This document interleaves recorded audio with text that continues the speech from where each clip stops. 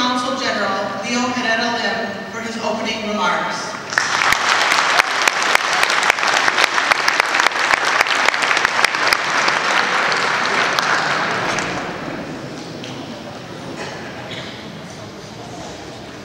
Good evening, ladies and gentlemen. Good evening. It's quite a crowd. Well, today we're honored to be part of your celebration on the weekend before the feast of St. Catherine of Siena.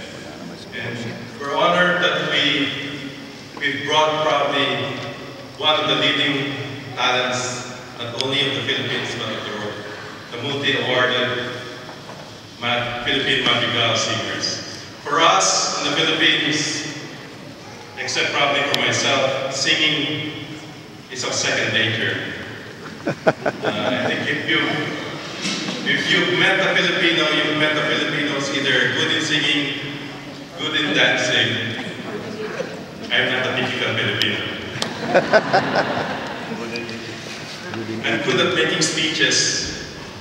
So I'm here before you just to acknowledge the fact that the celebration you have for today honors also our people, our community, many of whom have spent many years in the US. They've made us proud. They've given, I think, this country a positive image of what an immigrant is. They're God-fearing, they value their families, and they know that the only way to success is through hard work and diligence.